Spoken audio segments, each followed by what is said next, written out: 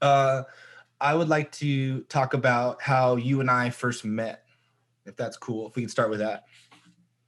Yeah, you want to start with your side of the story first?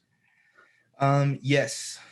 Um, I was reading film books. I was reading filmmaker autobiographies.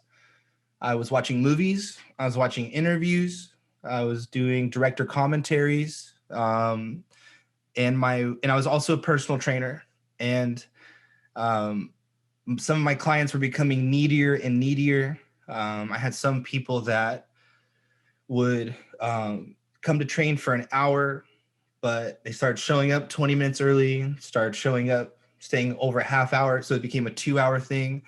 I started getting frustrated with my job, my line of work, and knew this wasn't sustainable for how I felt about this. I've had clients in the past where I got them from 315 to 195 in a year. I did that for a couple people actually. And those exact numbers.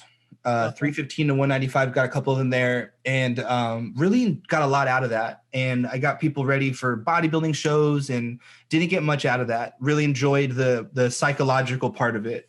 And at this point, it had been years since I had a client like that. And a lot of people that I trained just kind of wanted vanity stuff. And it's like a little bit of fluff.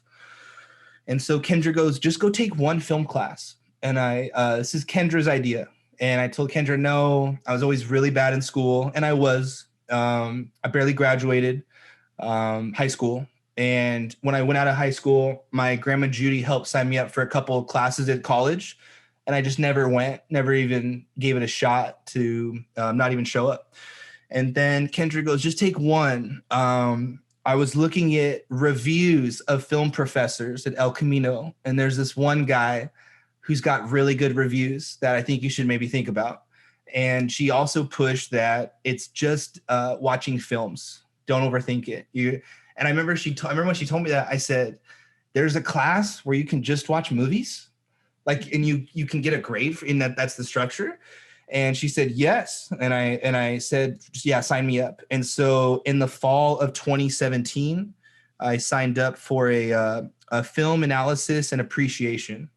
And yeah, I was very nervous about it. I was really big on being able to control what I could because of my insecurities of not being the smartest student. So I was really big on what I pushed as a trainer. So you prepare as best as you can.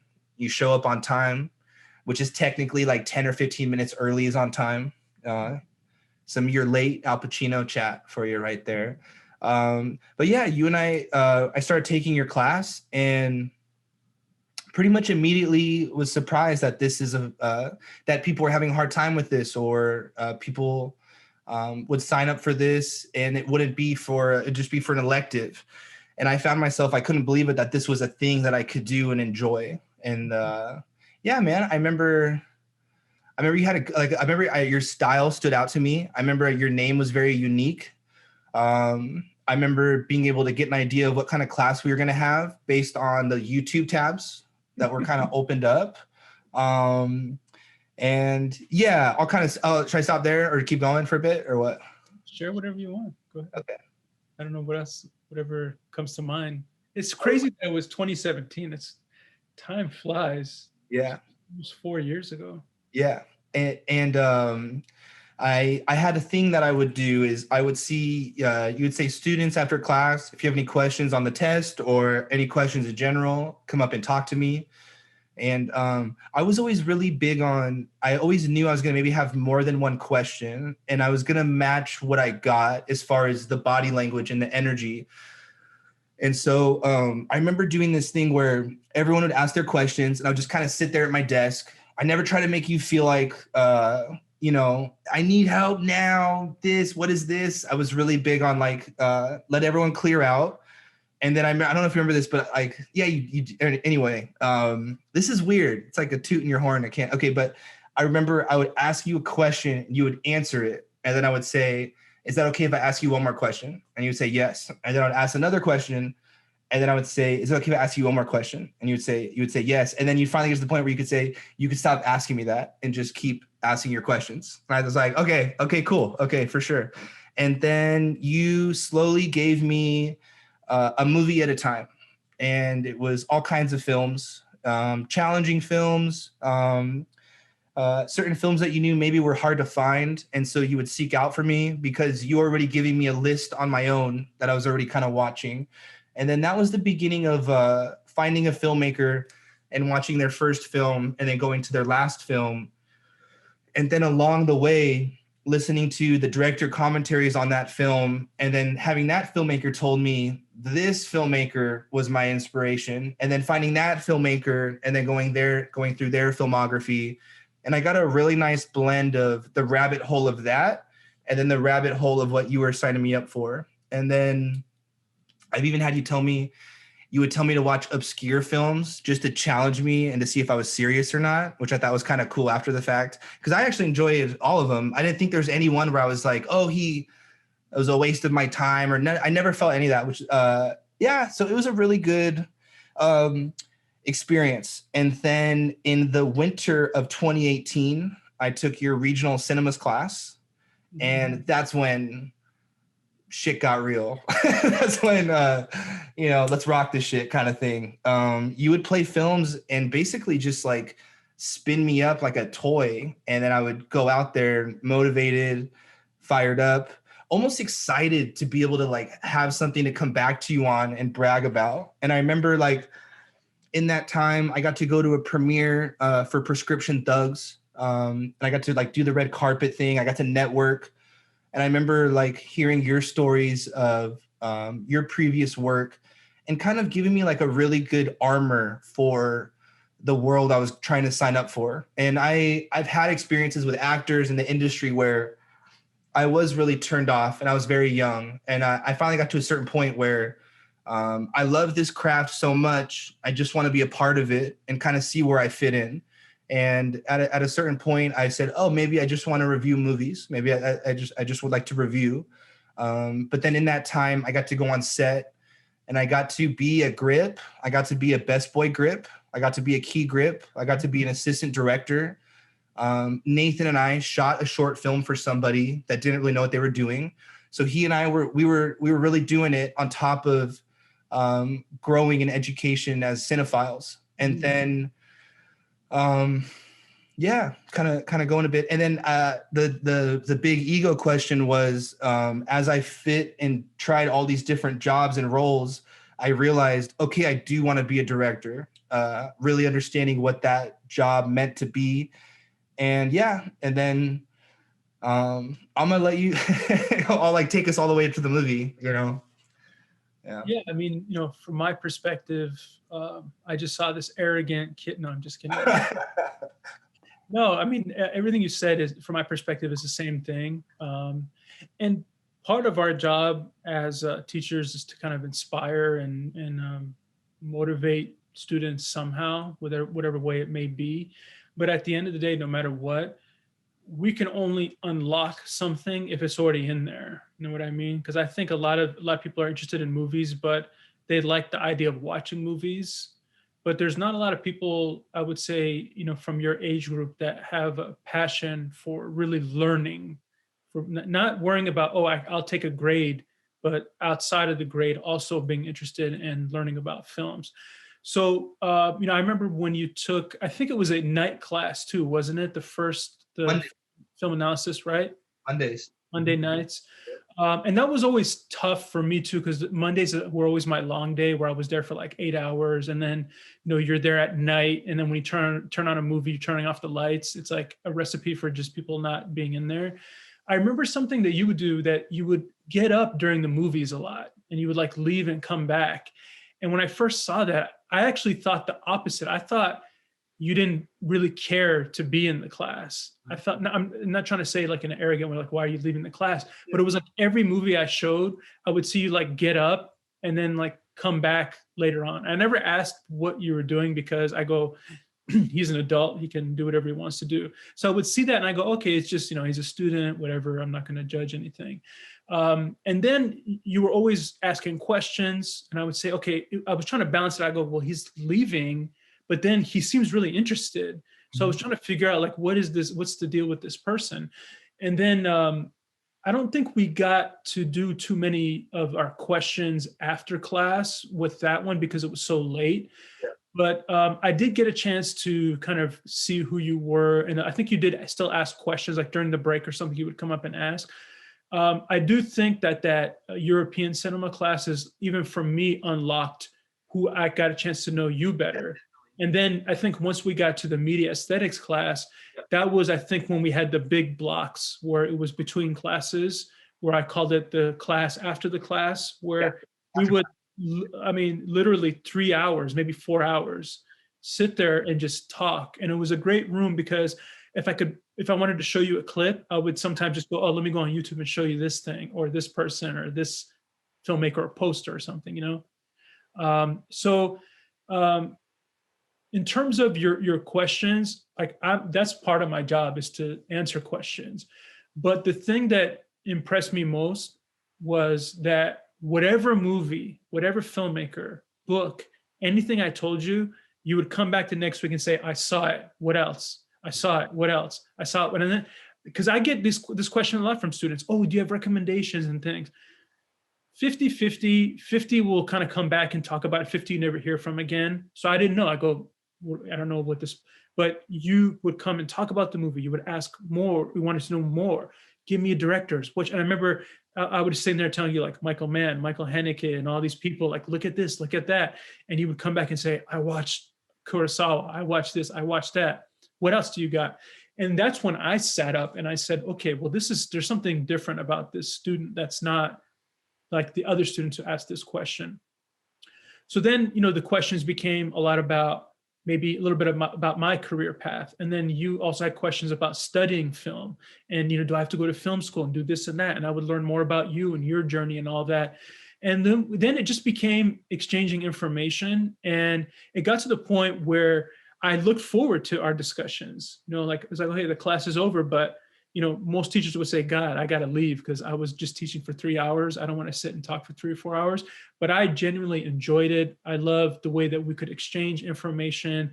I loved your passion, and I could just see your excitement. And I always tell you this too, is when I teach a class, if I'm just teaching one person that's excited, that's all I need. Our classes sometimes got 50, 60 people. And of course, 60 people aren't going to be extremely motivated, but that's okay. If I just have one student that sits there and is excited and is taking things away and learning, that's all I need. I always tell people too, I don't even have to go to a school to teach. I'm happy to teach somebody about film in their garage or anywhere else because I really enjoy it. I get paid for it. That's cool, but I would do it for free and I really enjoy it. And I know you're the same too when it comes to learning and just but I just thought it was great the way that you would go and say, okay, what's next? What's next? And then I remember, I think at one point you guys had gone to your trip to Europe. Yeah.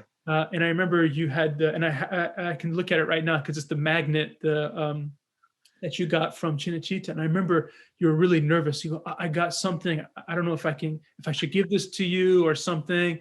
And I was like, man, it's cool. Don't worry about it. I'm not going to like, oh, he gave me a gift. I'm going to give him an A+. But that also just showed me how genuine and respectful, passionate, professional, all those things that you were. It's like, you even would think about, oh, I'm here, get this. Or you got me the Ingmar Bergman, the book, I can see it right there. And it just built from that. And, I'll let you continue from here because it kind of takes us to the next step. But you would always come and tell me about different resources or things that you had or locations. And that kind of got the pot stirring a little bit. And like that kind of led us to the next step. Yeah. Yeah, I remember even when we didn't have a class together, you would be respectful of like, how do you meet a student still? And we'd meet at your office, the office you and O'Brien shared. And that was really cool. And it was essentially what we were doing now with like some of these episodes where we just catch up on the movies that we were watching. And I spent a good year working for free, naming the jobs I said I did, and kind of sharing with you. And I think it was January of 2019. And I was like, hey, can we meet? And I remember it was like, I saw you and I basically told you, I'm in a window of this opportunity. And it's kind of crazy thinking about COVID and stuff. And I said, I'm in this little window of opportunity where I've built a lot of momentum with a lot of people, and I have a lot of favors I could call in. And I said, but I just need help kind of sticking the landing. And essentially, could you start helping me finish the script for this finished script that I told people that I had? And essentially, it went from you meeting at the school to, yeah, let's start finalizing and coordinating for you to come over. And I think you started coming over by April and May, and we had started sending scenes each other back and forth of what I did have. And you'd give me great notes. You would let me know if certain scenes remind you of anything, and this doesn't sound right. This sounds like The Room. Good feedback. And we fine-tuned a script as best as we could for the time that we had. And we had a routine where you're coming over, I believe it was at least once a week, and they were gnarly nights, like what we do with these chats at the dining table. And 100%, I would not have been able to pull it off without you. We made a feature film for nothing, and it was pretty amazing to pull it off. And I think the really, really cool thing is you teach at Long Beach State and you teach at El Camino, and I got to get on sets at Long Beach State, and I was able to be on people's junior and senior films. And so when they were out of college, they have this degree, but nothing to do with it yet. And so there were some people that I gave an opportunity to where if nobody was a key grip, I gave them the opportunity to be a key grip. If they were grip, they had the opportunity to be a key grip. If they were key grip, they had the opportunity to be a cinematographer. Or a gaffer has the opportunity to be a cinematographer. Everyone got a bump. A second AC could be a first AC, all those things. And it was just a huge opportunity for people to get on a feature. I think the reason why the film worked, and for someone of my kind of personality and like my ADHD, I think we had a very respectful set because a lot of the people that I had on set realized their film professor was also here. And I think it made a really perfect blend. And I don't think it just wouldn't have worked out the same way. It would have been a different monster, a different concoction, and I think it was a good blend of your professionalism and me and my ignorance that got us pretty far.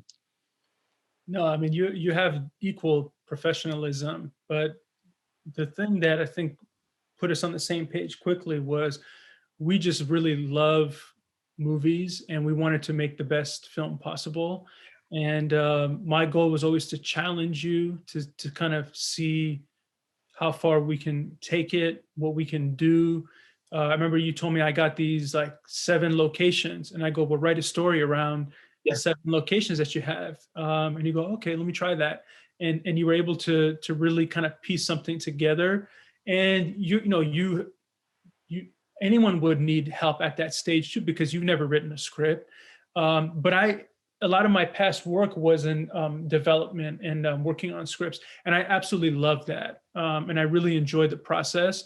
So for me, it was absolute fun every minute, and I enjoyed it. And even these things that we do, these podcasts, like you said, we've been doing this for 4 years. This is just the first time we're putting it on, uploading it. But we were sitting for 4 or 5 hours in a classroom, 8 hours in your, your dining room, 10 hours in your backyard, and doing the same thing. And that's the one thing I want people to know is that it's possible for anybody to do what you did. What you did is not impossible. But the reason you got it done is because you were motivated. You had the discipline, you had the network of support around you, and you called in those favors and everything. So for anyone that's a student of film, they can do, it is possible to do what you did, but it does require work. It doesn't magically happen. And I think that's the one thing is that all the work that you put in your life, and you've called in favors that are nothing to do with film. It's just family things and friends and over the years that you've collected. But that's the way that you can break in and do something on an independent basis. Everybody out there has favors they can call in. Everybody out there's probably got 2 or 3 locations. And I'm not talking about it's got to be like downtown LA skyscraper, a house, an apartment building, a restaurant. You can start at that level. There's been movies done in one location. Malcolm and Marie was done all in that one house in up north, I think, in by like Carmel or something like that. The Caterpillar House, I think they call it. So you just need one house, you need one space, you need one idea.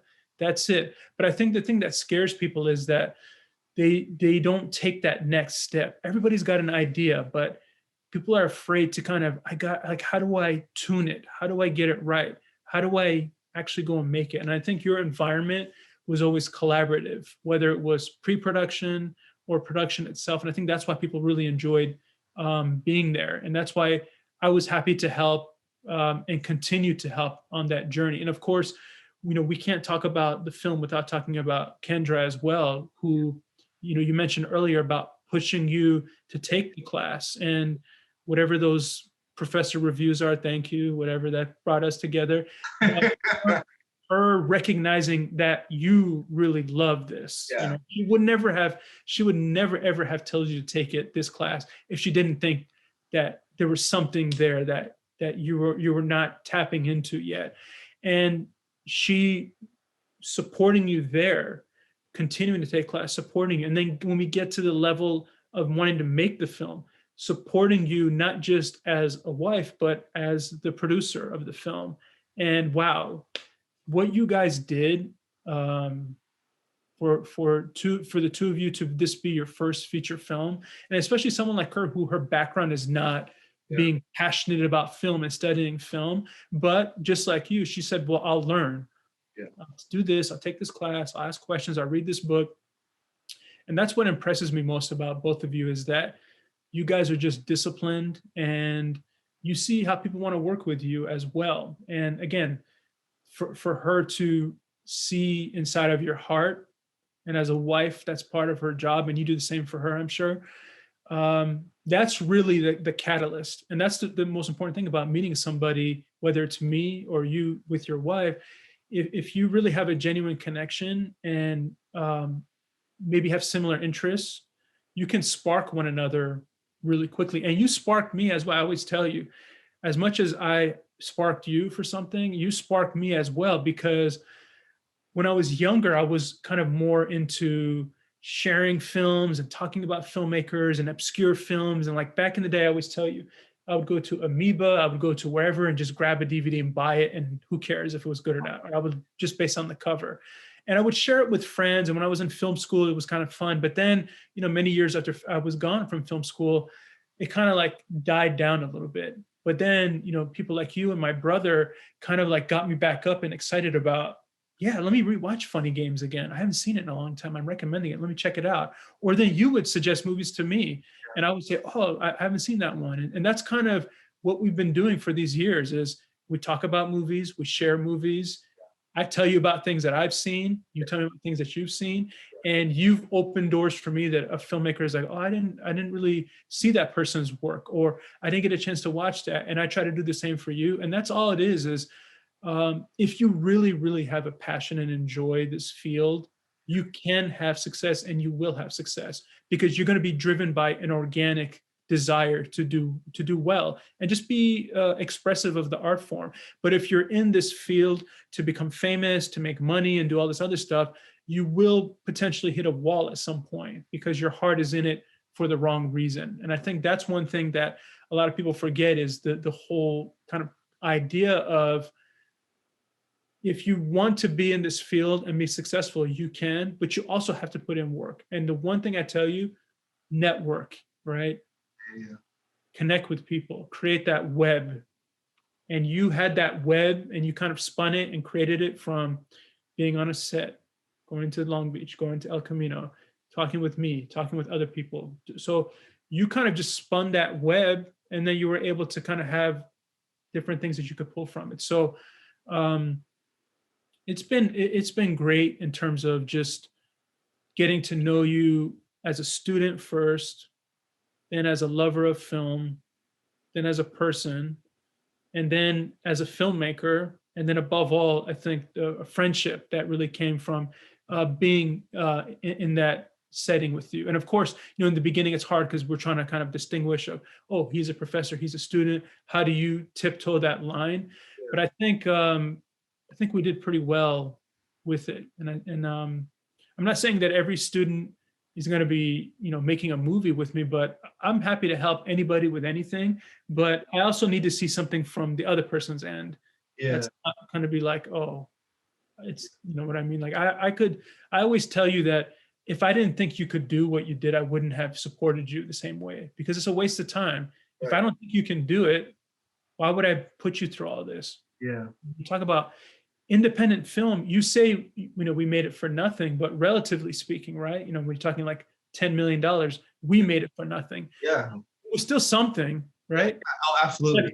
Absolutely. There was food, equipment, actors and locations and things. So it permits, we'll get into that when we get to it, but yeah, relatively speaking, it was nothing, but it was something. And that's a big thing too, is the investment of not only time, but there is a financial commitment. Yeah. That's something that a lot of people have to understand as well. But it all comes down to just having a love for the art form. And I think that's bottom line, what I have and what you have. Yeah. Yeah, I do, not to sound like cocky in this way, but I really felt like with you and I'm like, oh, I didn't realize this, but I'm like, when I have other conversations with people in film, I go, oh, we like really love it, like more than others. And I just didn't know. I just almost assumed if you're just like, if I'm a trainer, I like working out, it's like, I just assume it. And then it's interesting to really realize like, oh, we like love it. Like that's we eat, breathe, sleep it in a way. I was just going to add to some of the points that you said with professionalism. When Nathan and I first met, we were going to go film in the garage where they filmed The Dark Knight Rises in El Camino. And so I was like, hey, if you want us back by a certain time, here's my cell phone number. And he's like, oh, I'm not comfortable with doing that. He's like, I'll never forget it. And I was like, okay, well, we're going to be here. I was like, just trying to make it easier on him because he's a new TA. And he's like, he didn't know how to handle it at all. It was great. I have a note about when we filmed. I just think with what we did and signed up for, passion and enthusiasm can get you a long way. Because I think deep down I have so many insecurities that I'm just humbled, and that like every time we talk or I talk with someone, I'll share. Thank you for your time. I can only control what I can, so I can control how I show up and what kind of energy I can project to someone else. And so, PMA, positive mental attitude, the 4 agreements. I'm really big on those things. What did I write, Kendra? Oh, okay. So when I would talk with you for like 3 or 4 hours after class and I would walk to my car, I always call Kendra. And Kendra's always just geeked to hear about our chats. And she was just always just fueling me up, just like yourself, and encouraging my situation. And I'm very grateful to have you guys. I'm surrounded by I've had to cut out a lot of shit people, and it's easy when I see you guys and I know what's good and what's not right in my life. That's always important too, is that support group. Especially when you're in a transition in life of trying to decide what you want to do. Having that support is really important in terms of, especially in a creative field, because there's a lot of risk involved. But having her be there as your pillar and propping you up and just saying, keep taking more classes and doing all that. That's all it takes. It just takes one person to, like I said, spark you and fuel you. And then the rest is like, you were just, it was in cruise control after that. Yeah. Even Kendra was like, take 2 classes. You could, one, take 3 at one. She was really like, she was very patient with my growth and like letting the challenges get a little bigger and bigger. Something I just want to, okay. So when we were filming, I just want to emphasize even more about passion and enthusiasm is when you go days without sleep, when you go days without proper nutrition, and when you're used to exercise and not doing that, you really do. I had to sacrifice everything to be able to do the one thing of this. Everything else got affected, but it was worth it. And I just wanted to share that, like, it does take a lot, like more than you think, even for you and I that we love it. like you said, it is a lot of work, and you have to be willing to sacrifice. Mm-hmm. Yeah. Yeah. I would say this: passion and enthusiasm. You can't make a movie only on that. It's not. Okay. All right. All right. I'll tell you why. Because it takes planning, organization, logistics. Yeah. You can't passionately do logistics. You know what I mean? Yeah. But the most important thing about passion and enthusiasm is that that's the reserve tank that you have that keeps you going when you would normally stop. Yeah. And that's the important thing that you do need on a film set. Because when you go on those days that we're filming in one place and got to travel to another city, and we're barely sleeping and we're in this other place from 4 a.m. and going, that passion and that enthusiasm is what keeps you, that's what keeps the motor going. And that's the important thing, because logistics is important as well, especially coming from a producing point of view. But if you don't have that fuel, when you get to those moments of the day is really long, you want to go home, that's when things fall apart. Yeah. Because it always trickles down from the director to everyone else, because they're looking at the director, whoever she or he might be. And if they're looking and saying the director doesn't want to be there, why would they want to be there? Yeah, yeah. And that's where passion and enthusiasm work. Because, I always tell students, what does it take to make a good film? They always think it takes money, it takes great equipment, it takes ambition. And I always point them to this reason why I show The Room and The Disaster Artist. Tommy Wiseau had $6 million, so he had money. God knows why he had that amount of money, but he had it, 6 million. He had equipment. Okay, he bought the film camera and a digital camera, right? He outright bought it. So he had the best cameras, and he had ambition. I want to be Tennessee Williams. I want to be the next this and that, and I love Johnny Depp and whatever. He had those three things, did not work. Now, he's the exception because it was a bad movie and it became like a cult hit, but there's millions of him out there that didn't get to that next step. He was just lucky. He won the lottery. So what does it take to make a great film? Script. It takes communication.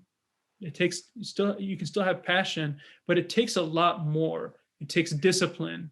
It takes wanting to do well. It takes being a leader in terms of the role that you have to take. So there's a lot of factors that go into it, but the more I would speak with you, the more I would see that you have those qualities. And I used to always say, I think it comes from your discipline, from training, of being on time and doing all that kind of stuff. And I could see your discipline, almost like if we were to do it like an analogy for training, it's like if I were to come to you and ask for advice about training, and you would say, hey, take these things and try this and that, and I would do it, and a month later you would notice that I've lost weight and I've gained muscle, and then a month later I would do it, and you were doing it cinematically. Like I would say, hey, do this, take this, do that, and you would come back, a week or two weeks later, and you were stronger. Your mind was stronger. Your words were stronger. Your reactions, your observations were stronger, and you were building up that muscle in that form.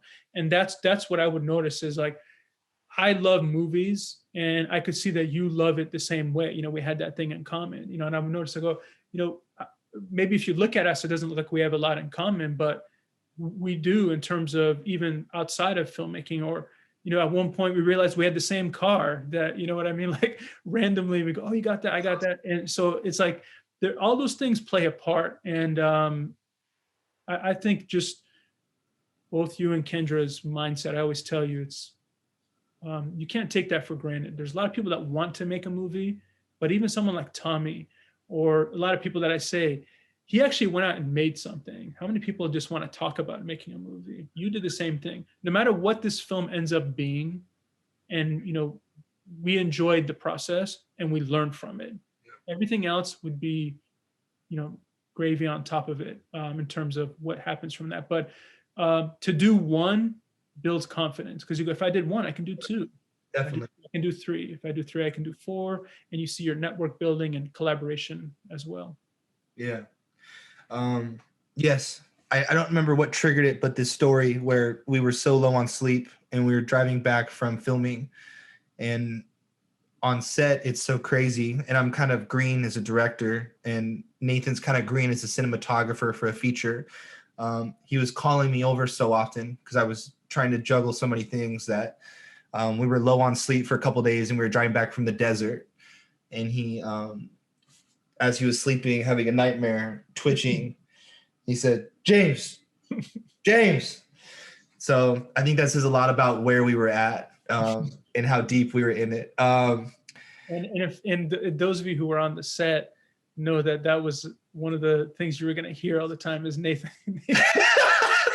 Nathan calling for you, because it was tough because you're the decision maker, and we don't have a set with 3,000 people, and you got an assistant here and there, so you were dealing with having to look at makeup and costume and the location, and then talking to me about something, and then Nathan's like, well, we got to do. So it was always funny to just hear him, like, where is he? You could either hear it on the walkie-talkie, or if you're standing there, he'd go, James, James, James. And so it's just funny to hear that he was even having, should we call it a nightmare? Let's say a dream. You don't want to say I'll call it a dream. Having a dream about calling out for you there too. One of the biggest things that you pushed as a professor when I was taking your class, I'll never forget the first time you said it. And I remember really taking that serious, and I will when we get to the finishing product of this film, but I'll never forget when you said there's the show, everybody likes the show, everybody wants to sign up for the show, and there's business. Show business is what it was. And I take pride in that I'm not just about the show, that I want to be a part of all of it. And there are different phases of making a movie, and I love all of them. You got to sit by yourself and write. Then I got to sit with you and go over it. Then we got to go film it and go through that type of endurance. And then we have to go through this new endurance that we're going through right now with post-production. And I think that's why I love it.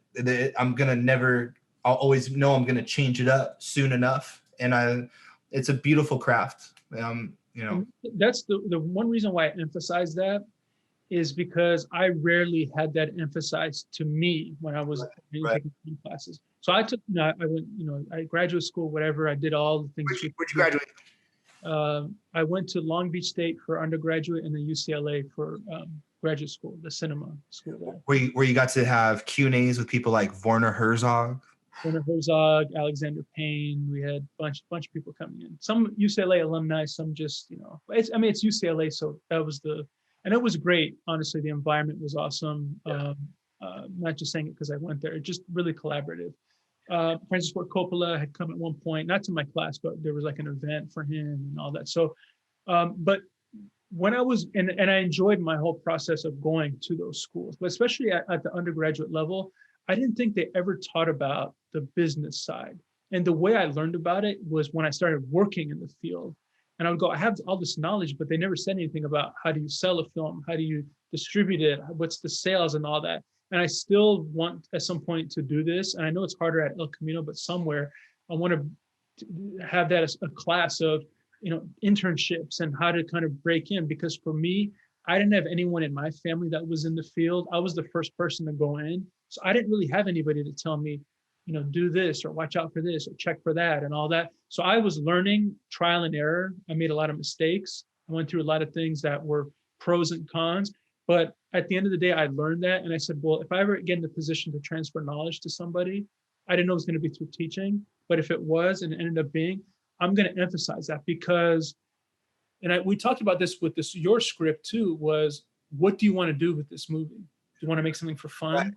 Right. Do you want to make money? Do you want and I said, we have to talk about this now because that's going to drive all of our decisions moving forward. Yeah. And you said, I want to do this, I want to do that. And I said, okay, then that's going to be our philosophy. And from that point on, that's what you've been doing is you're understanding both aspects. If anybody gets a chance to look at some of the posters, on the social media, some of the things behind you, the masks and all that, those are all part of the business aspect. And that's really important for people to understand is everyone wants to make a movie, but isn't everyone's goal to have your movie seen by people? What's the point of making a movie that nobody watches? It's called like a home video. Movies for people to see.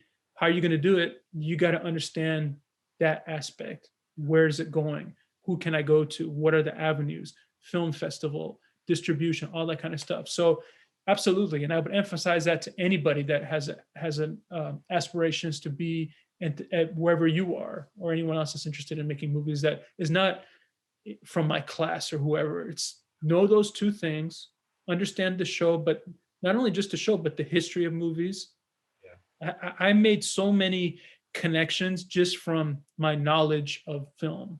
Because a lot of people in the film industry, they say, oh, well, you don't have to have a degree and all that, whatever. But there's nothing better than being able to speak to people at a high form, in a sophisticated way about a filmmaker, a shot reference, things like that. Nobody's going to say, well, I don't want to know about that. So there's a lot of different things that go into, I won't go into it now, but going into the field, there's a lot of things to learn, and whether you need a degree or not, that's been a debate for years and years. But I say, no matter what, the answer depends on you.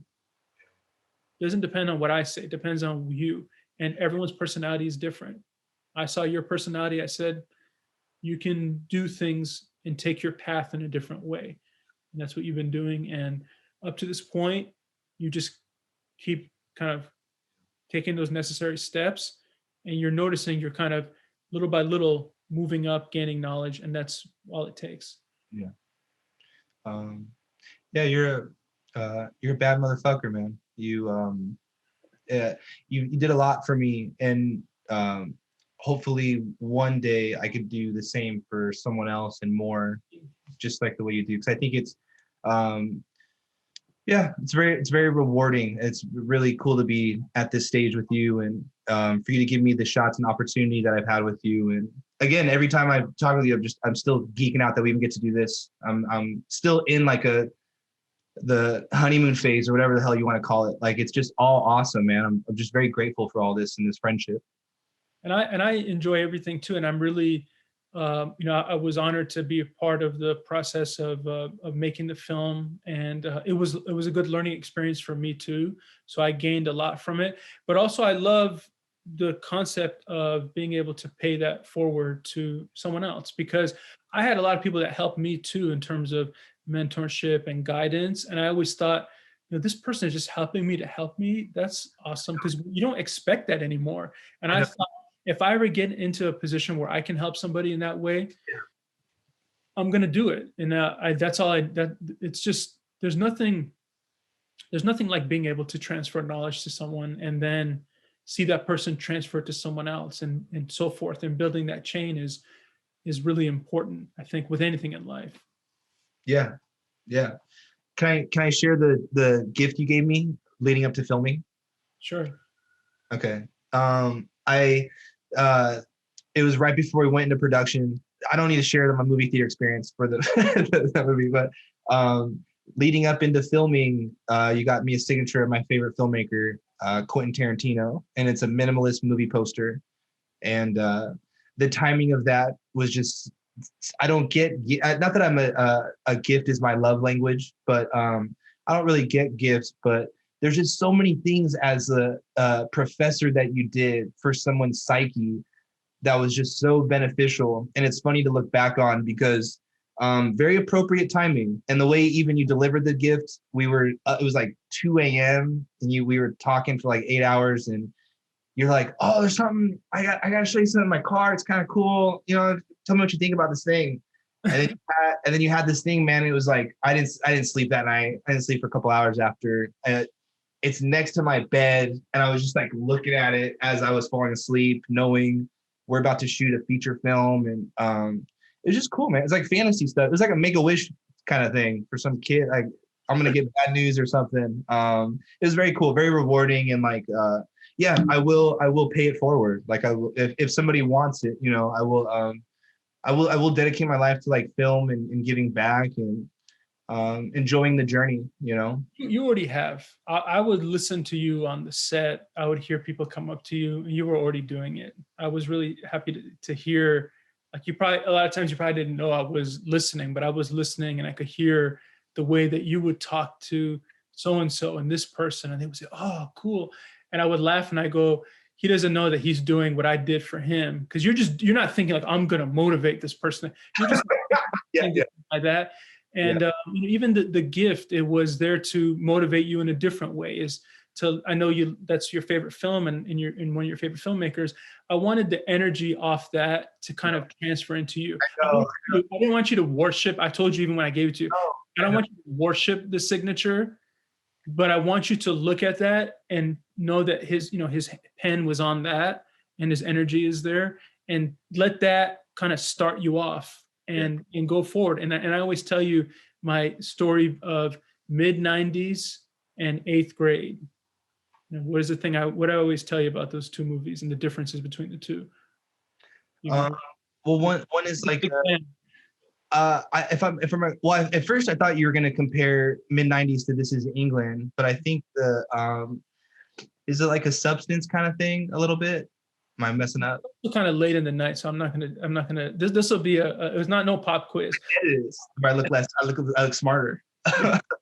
No, so basically what I was telling you is mid-90s and in 8th grade, there's a difference between the two, because this is my perspective, and this is not factual, but I thought Jonah Hill was trying to make a great film in the mid-90s, right? He was really like, I got scores, I got to do this, I got to do my music, and he was not looking at other things. He's like, I got to make a great film. I've been nominated for, I've worked with Bo Burnham for 8th grade was just trying to tell a story. He didn't say, I got it. And that's the most important thing. And that's one thing I told you before we got started on this. I said, just tell a story. Yeah. Don't try to make a great film, because it's going to clog up your mind. Just go and tell a story and everything will fall into place. And that's another thing that I would say to anybody that's trying to go and make a music video, TV show, experimental film, commercial, movies, whatever. Just try to tell a good story. Every movie that you love in history started with a great story. And that's the one thing that people forget is, if you don't have that story ready to go, and if you don't know what you want to do with the story, if you don't have a vision for it, and you had a vision for this one, then you're going to find yourself struggling and not prepared. So always be prepared and look at that stuff. And I think that's something that you did, and all those hours we put in, I think it was rewarding. Again, whatever the result of the film is, I don't think we even care what the result of the film is at this point. We just loved the process of learning and completing a film.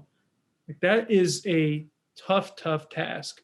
To just finish a film is an amazing thing. Whatever happens to it after, like I said, that's just gravy on top of it. Definitely. Going back to like how you would be on set, I think you have one of the most ego is a good thing. Ego gets you to a goal. Ego gives you drive in a way. I think you have one of the greatest egos, though. The balance that you had on set with me and when you picked your spots, I thought was, looking back, really cool. There were times where I tried to make a good job of also making you feel comfortable. If there was something to say it, or if I was kind of fucking up, let me know. But there was some really cool moments I look back on where you knew it was an opportunity where maybe you could give me some guidance, but you also knew I needed to figure it out and grow. And it was more of an opportunity for growth. And you just had a really good balance of that, man. And like, you would sit, keep to yourself, and then I would have to come up to you and you'd give me like a nod or like no, you're good. And then every once in a while he would have something. It was just really like, I felt I was in really good hands, and I felt like security blanket. And I liked the scenarios where you're like, nah, you figure it out. And it's just a nice balance, man. It was I'm very grateful of it. Yeah. And my job was to be there when you needed, but I also wanted you to express yourself at a pure form without having to, right. And you're always respectful of like checking in and saying, what did you think of that? But at the end of the day, it's coming from your mind and your heart. So I wanted to make sure that you also, it was a learning experience for you too, because we always, when we're in a situation of confusion, when we're in a situation of not understanding something, maybe even a little bit of anger, that's actually when we start learning. That's when we're learning. If I always tell students this too, if you're doing something and you're good at it and it's really easy, you're not learning anything because you already know how to do it. But if you're trying to figure out how to do something, if you're challenging yourself, if you're doing something that is hard, that is actually when you're learning about the process. And that's one thing I didn't want to take away. And I'm not all knowing anyway. It's not like I would have come in and given you the best advice that you would have ever gotten. But I had to at least leave the opportunity for you to go and have that learning and that growth. But I'm behind you, sometimes literally, but metaphorically as well, to support you. If you say this, and that, is there anything you can, give me advice on and that? But you were already, your tracks were already laid down. There wasn't much for me to really come in and even have to tell you, because we had talked about it for so long that you might have already known what I was going to say, or I would have known what you're going to say. There's a few things that kind of came up that are kind of that we didn't plan for, but that always happens. But it goes back to that clip of the Shazam director. Forgot his name. Andy Samberg, or David F. Samberg. Sorry, like Andy Samberg. No, and I to students too. Filmmaking is what? What? I'm all in my head. I'm like, is it David F. Samberg? I'm sorry. Filmmaking is problem solving. Yeah, absolutely. I'm 0-2 for you. And that's what. But the more you're prepared, the better you can tackle that problem. And I think that's the biggest thing that people forget, is that they don't prepare enough. So when they get to the situation of, oh, there's a crisis moment, everything falls apart. And we had crisis moments. There's no question about it. You know exactly what they are. And, I'm sure people will get a chance to see those with things that we talk about here, or, other things that come with the film. But I learned a lot too, man. I mean, I can't sit here and tell you that, oh, it was all like, I just sat there and watched and it was all fun. But I really, really enjoyed it. And I just look forward to seeing your growth always. And Kendra as well. As like, I saw you guys coming in with like just a seed of, I'm interested in doing this. And then over the years, I've seen that grow into trees, and that tree is going to be a forest eventually. And I think that's the beautiful thing, is to see it from such a kind of early stage to where you guys took it so quickly and quickly and quickly. I just look forward to seeing your next steps and how you continue on this path. Thank you. Same to you. And yeah, keep up the good work, man. As a professor, it's pretty gnarly. And I can't wait for the time where you go into El Camino and teach a class too, because I'll be the first person to just watch and listen, because I think you would be as great as anyone in terms of being able to transfer knowledge. And I think that'll be something that I think you'll eventually do that as well. You'll definitely check that off your box if you want to. It's up to you. I want that. I love that. Yeah. Thank you. And thank you for us covering this subject today. Yeah, of course. Cool. This is irrelevant, but going back to how we met, all I would do is go outside of your classroom and crack my back. And stretch. Is that what you would do? Yeah, I did. I forgot to comment on that earlier. I would just go out right outside your door and like wouldn't check my cell phone because I never had service at El Camino. Yeah. And also those seats were absolutely horrendous to sit in. And I'm just a heavy dude, heavier guy in those kinds of seats. Yeah. I used to have to sit in those seats because when I was a student, I had a class in that room. Yeah. And but it wasn't like a 3-4 hour class at night, which definitely is going to put a little bit more stress on you. So I don't blame. I'd be right outside on that bench right there. Mm-hmm. I'd put one leg up, it's like I got to make a film with my film professor and then my TA that was a cinematographer. And it's like, I was able to show up at a school and find that I thought were the best souls and the best people. And I got to make a movie with them, and it's just flattering. It's just, I'm just grateful. And I feel like I don't ever use the word my movie. my movie's like this, it's yours just as much as it is mine. And like, it's just this thing that we will have forever that I love. From when I got to work on sets at Long Beach State, I went from O'Brien inviting me to the little festival for seniors at Long Beach State. I sat alone.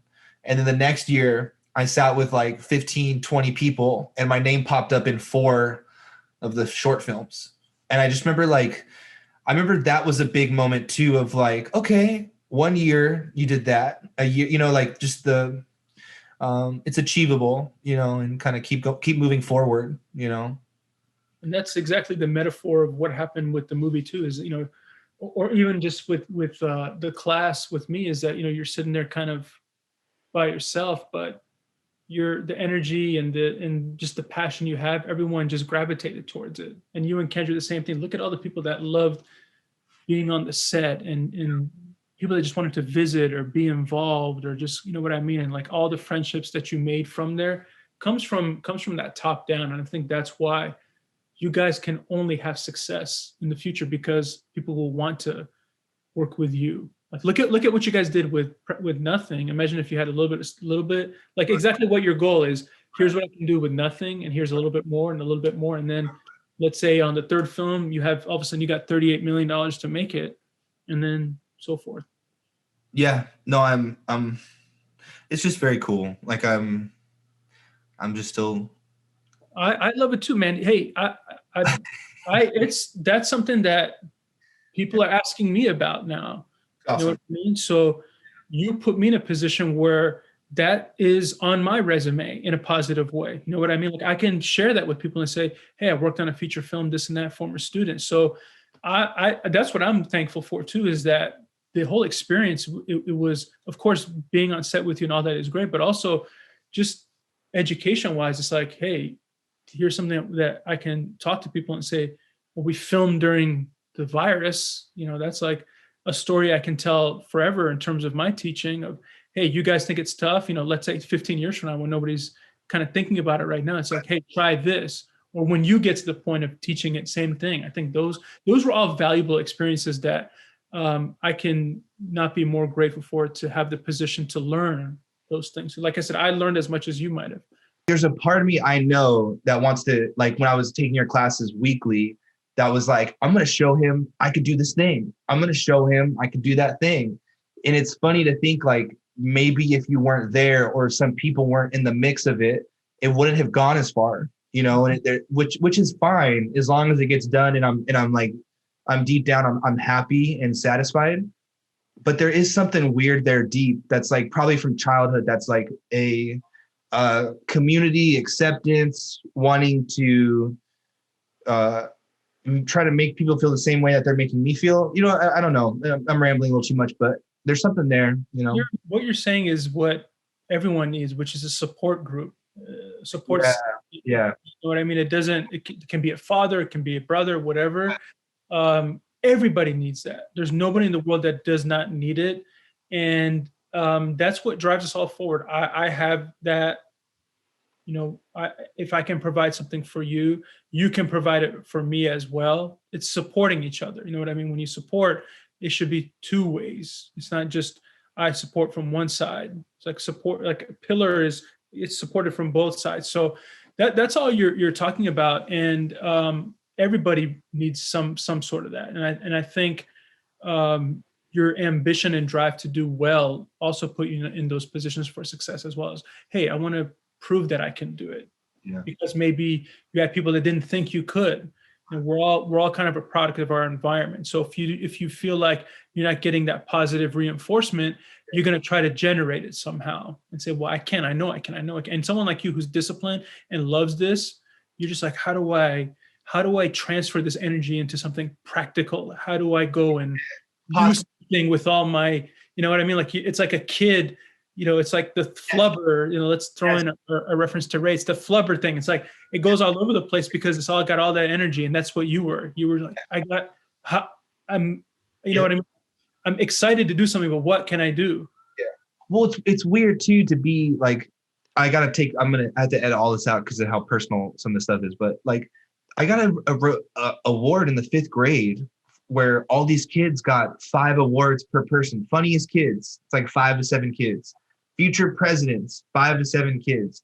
And then they're like, we have one last award for a student. And we want to just isolate this thing that he did. He made a short film earlier in the year, and we think he's like future Steven Spielberg. And like all that stuff was really cool. And I was like in it, and I like loved film, and I always never stopped loving film, but I wrote it down, product of my environment. And when I look back on stuff, and it's really frustrating, is a lot of my family, like they didn't know what to do with it. They didn't know to give me a camera or to try to set me up with someone in film. They didn't know what to do with it. And a lot of my environments, because of that, where I was limited for a while, and then to just get like a little light of some of your shit, that's all I need. I could run with it. I was so deprived of that kind of energy for so long that, yeah, you know. And we always have obstacles, no matter what it might be, lack of support or family or whatever it is. But if you really, really love the thing that you are trying to do, even if you don't have the support system or the environment that's there to kind of put you in a position for success, you will ultimately break through, because you really want to do this thing. So nothing is going to, by definition, nothing can stop you. Let's say so-and-so didn't support you or didn't really kind of put you in a position of success. You said, who cares? I have something in me that I'm going to keep pushing through. And you have a lot of obstacles, but like you said, once you break through, you're able to kind of see and surround yourself with like-minded people and being able to do that. So, growing up and all that, that's all going to form you. And one of my favorite pictures of you is with you and your mom at the Tribeca. In that picture, I can see everything of what you are now in you already there. That's cool. The way you're smiling and then Tribeca behind you. So it was just a matter of unlocking it. You know what I mean? Because you probably took the key and threw it away because you go, what am I going to do with this? But it was still there. Yeah. All I might have did is like dig up the key for you and say, here's the key. Why don't you try this for a second? And then you went like that and you go, oh, what the hell? And then the whole thing just like, it's there. So the only way you can get to where you are is by unlocking what you already had inside of you. And I think you've always had it, when you say this is the next Spielberg and all that, it's been in your system. It's been in your blood. It's in your DNA. And it was just part of my job was to help you find that key to unlock it and then get you to like, once you're riding off in the sunset, it's like, I did my work and now you do your work and you pass it along. And that's what's the point of life if we can't do that for people? Definitely. And then I got to a certain point too, where I need to be on my deathbed one day and know that I don't get to blame my parent or blame somebody for not achieving goals or being stuck. At a certain point, it's on me. We're all dealt a different set of cards in different situations. And I agree, man. Yeah. Should we transition a bit to the 80s? Yeah. All right, cool. Ready. Okay. Yeah, I know we've been trying to do this for a while, but yeah, do you want to do the intro or? Are you good on time? And you promise? Listen, we should be up to like 2 a.m. So. I know. All right. I mean, I'm not saying we're going to go till 2 because no. You should get your sleep, but right now I'm ready.